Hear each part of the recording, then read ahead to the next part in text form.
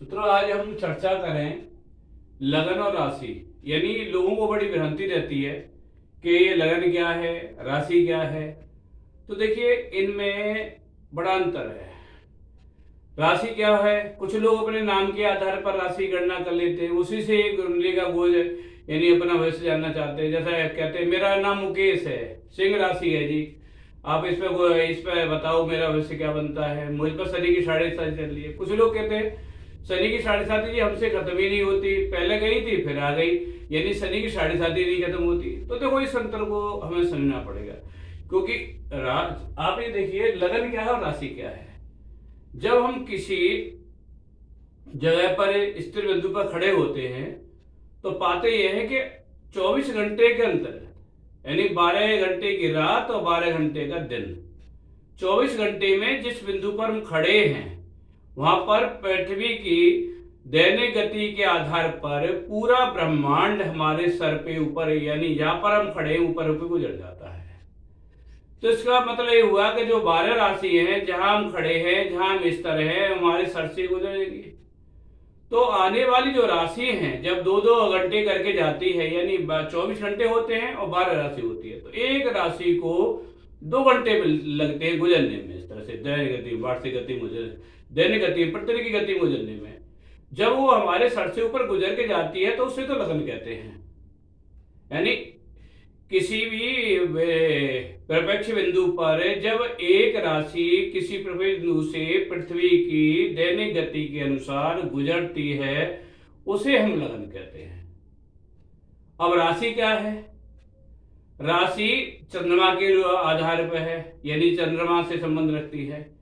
चंद्रमा किसी भी जन्म के समय पर, हमारे जब जन्म के समय पर या किसी बिंदु के परिप्रेक्ष्य में जिस राशि में गोचर करता है, जिस राशि में रहता है, जिस राशि में स्थित होता है, उसे हम राशि कहते हैं, यानी वो हमारी जन्म राशि होती है। तो इस अंतर को आप समझ गए होंगे कि राशि क्या है और लगन क्या है। मैं दोबारा रिपीट कर देता हूं, किसी बिंदु प्रपेक्ष में स्थित जहां पर हम खड़े हैं, बैठे हैं, रह रहे हैं, उसे के पृथ्वी के दैनिक गति के अनुसार पूरा ब्रह्मांड 24 घंटे में एक बार वहां के गुजर जाता है। इस तरह से कुल 12 राशियां हैं। हर राशि को 24 घंटे में पृथ्वी के दैनिक गति के अनुसार गुजरने में 2 घंटे लगते हैं, उसको हम लगन कहते हैं। राशि चंद्रमा जिस राशि में जन्म के समय शासन कर रहा हो, बैठा हो, उसे हमारी जन्म राशि कहते हैं। तो ये अंतर आप भली बात समझ गए होंगे।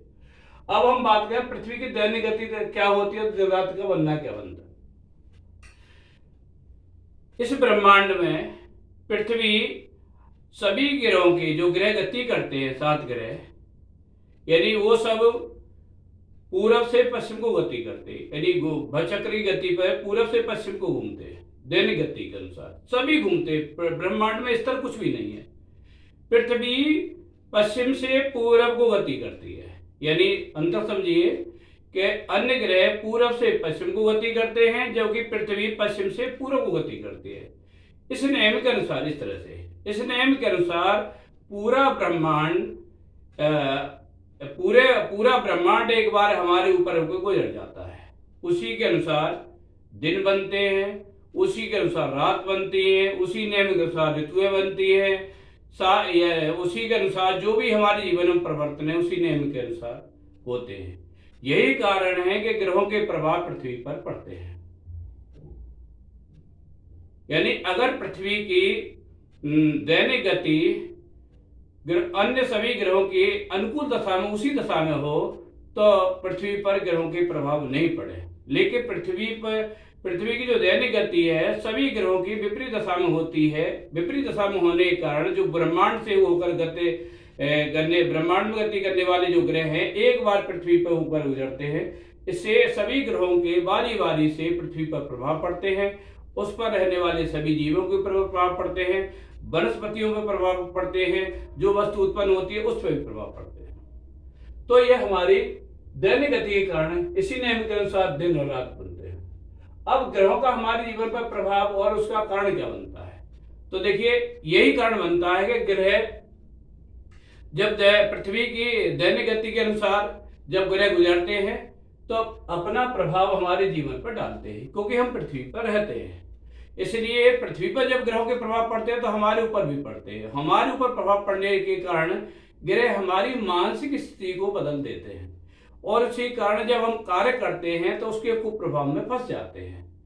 तो मित्रों, ग्रहों का एक ही कारण है कि अपने प्रभाव के द्वारा जो उत्पन्न वस्तु है उसकी एनर्जी, ऊर्जा को बदल देना। मनुष्य एक जागृत प्राणी है और सभी विधाओं को जानने वाला है। इस कारण से मनुष्य के मन पर, बुद्धि पर इसका विपरीत प्रभाव पड़ता है और वो अपने किए हुए कर्म के अनुसार कारणों में फंस जाता है और अनेक प्रकार की घटना उसके जीवन में होती है। अब कुंडली क्या है, इसके बारे में मैं थोड़ा चर्चा करना चाहूंगा।